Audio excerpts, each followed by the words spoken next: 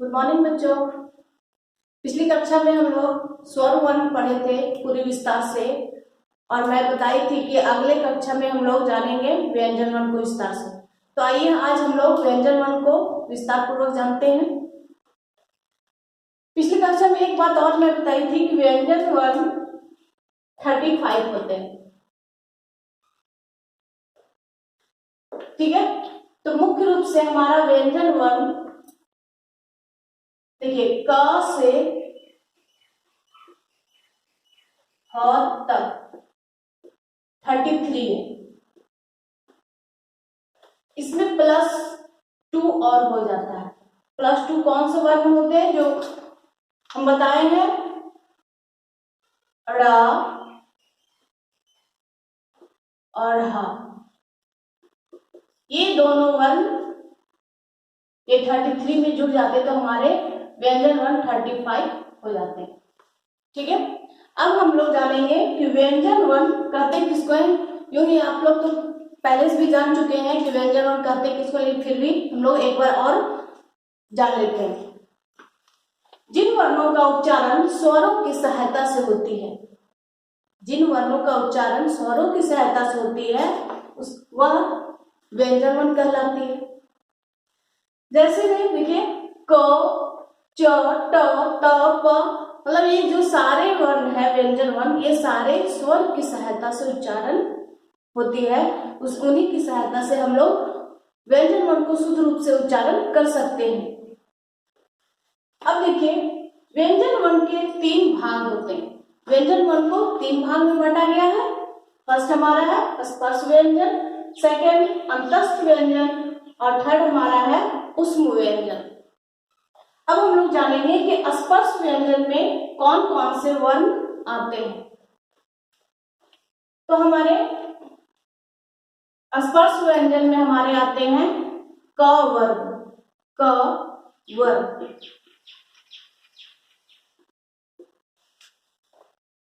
च वर्ग,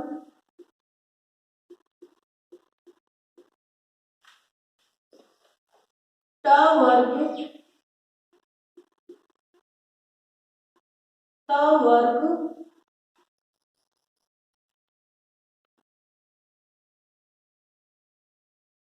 और प वर्ग। अब आप लोग को मुश्किल लग रहा होगा कि ये क वर्ग, च वर्ग, ट वर्ग, त वर्ग और प वर्ग है क्या, है ना।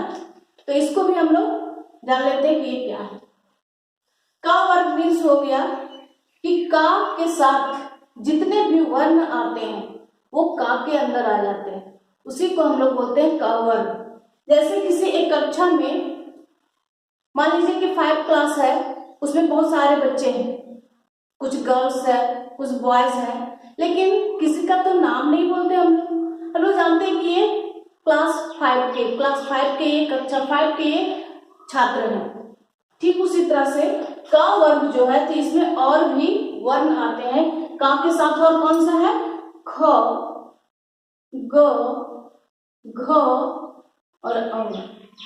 तो इसी चीज को हम लोग शॉर्ट में लिखते हैं क वर्ग। क वर्ग मीन्स ही हो गया पूरी क वर्ग, ये पूरी वर्ग। च वर्ग में ठीक उसी तरह से च के बाद होता है छ, ज, झ, इन, है ना। तो ये हमारे कहला रहे च वर्ग। जो पहले अक्षर है उसी अक्षर में पहले ही वर्ण में हम लोग च के साथ वर्ग जोड़ दिए जो हमारे बन गए च वर्ग। च वर्ग मीन्स हो गया हमारे पूरी च में आने वाले वर्ण। उसी तरह से हमारे टा में आने वाले पूरे वर्ण, टा से हमारा हो जाएगा दंतना तक, ता से न तक, और यहाँ पे पा से मा तक। ठीक है, तो ये हमारे का वर्ग, चा वर्ग, टा वर्ग, ता वर्ग और पा वर्ग है। अब इसमें हम लोग जानेंगे कि का वर्ग का उच्चारण कहाँ से होती है। का वर्ग का उच्चारण हमारे कंठ से होती है। का वर्ग का उच्चारण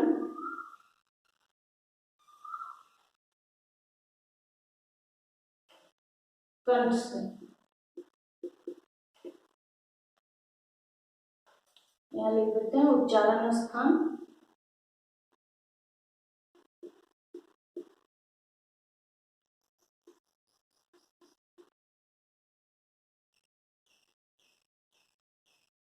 तो का वर्ग का उच्चारण हमारा कंठ से होता है। चा वर्ग का उच्चारण तालु से।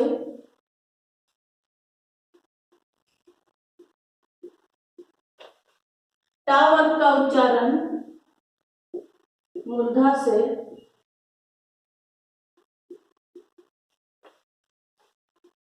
टा वर्ग का उच्चारण दंत से। और पा वर्ग का उच्चारण ओष्ठ से।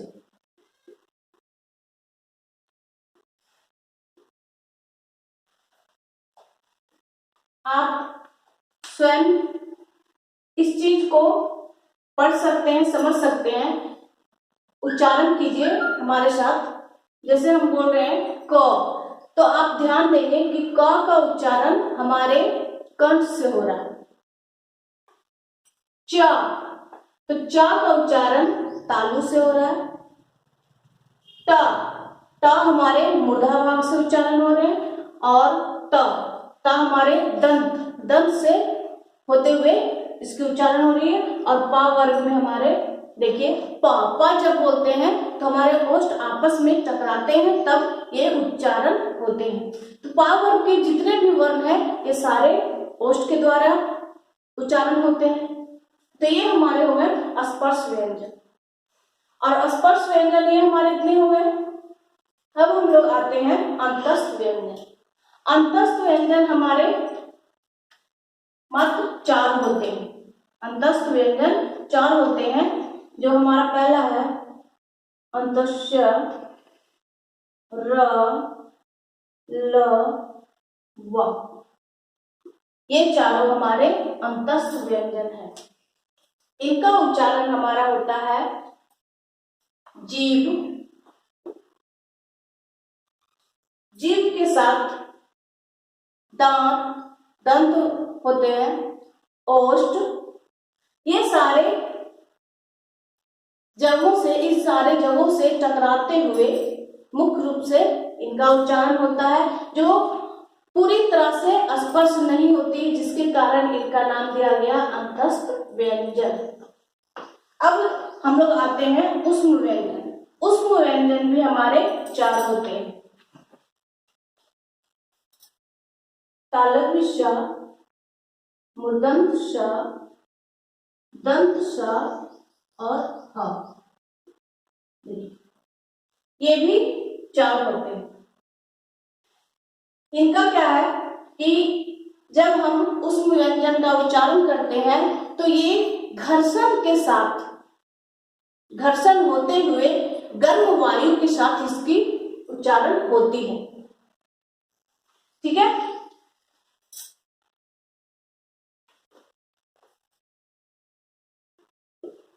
उच्चारण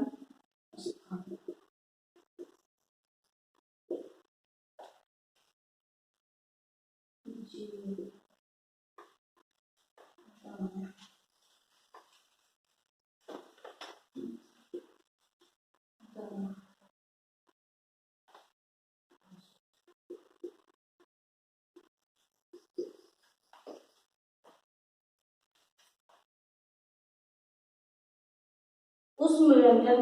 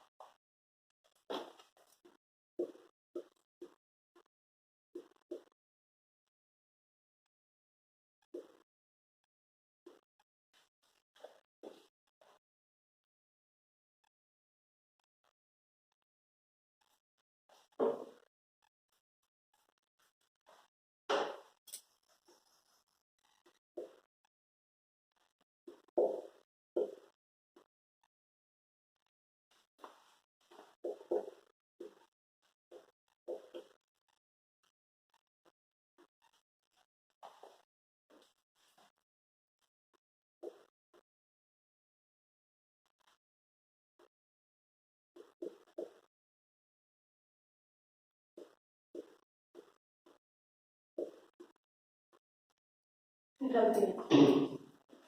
ठीक है, तो ये हमारे हो गए व्यंजन वर्ण के जो ये 3 भाग है, इन तीनों भाग को जाने। अब हम लोग जानेंगे कि व्यंजन वर्ण कुछ और भी होते हैं जिसको हम लोग बोलते हैं संयुक्त व्यंजन।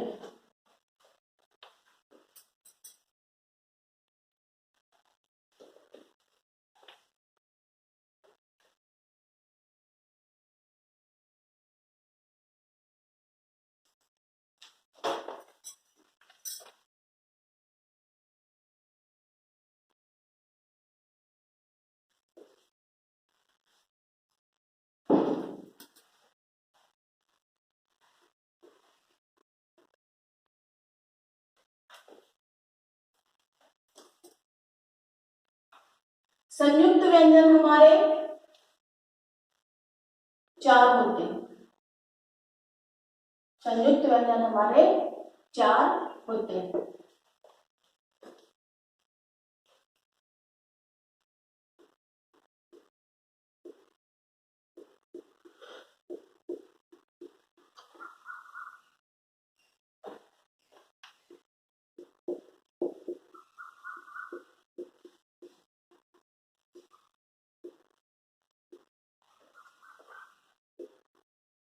पहला है संयोगी छ,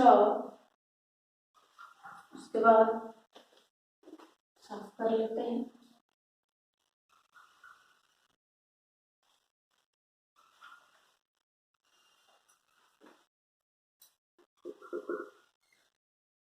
त्र,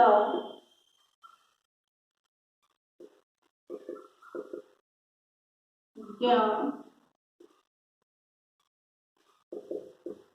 और स्र। ये चारों जो है इन व्यंजन से अलग है।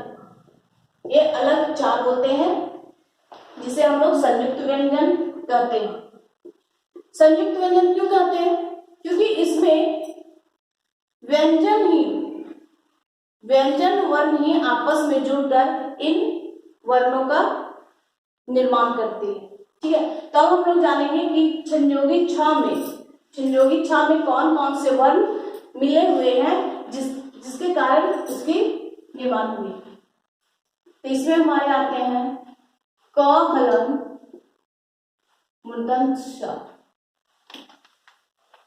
त्र में हमारे आएंगे त हलंत र, ज्ञा में आएंगे ज हलंत ञ, और स्रा में आएंगे तालव्य हलंत र। तो इन वर्णों के आपस में जुड़ने से हमारे संयुक्त व्यंजन का निर्माण होता है। क हलंत मूर्धन्य स करते हैं तो हमारे संयोगी छ बन जाते हैं। त हलंत जोड़ र करते हैं तो त्रा हो गए। ज हलंत जोड़ इ किए तो हमारे ज्ञ हो गए, और स हलंत जोड़ र किए तो स्रा हो गए। तो ये चारों जो हमारे हैं सो संयुक्त व्यंजन है। ठीक है, पिछली कक्षा में हम बताए थे कि स्वर वर्ण भी संयुक्त है, जो वो भी हमारे चार या पांच थे। ठीक है, तो उसमें क्या हुआ था कि स्वर वर्ण ही आपस में जुड़े जिसके कारण वे संयुक्त स्वर कहलाए। यहाँ पे क्या है कि हमारे व्यंजन आपस में जुड़ रहे हैं, इसीलिए इसका नाम दिया गया है संयुक्त व्यंजन। तो ये हमारे हो गए व्यंजन वर्ण।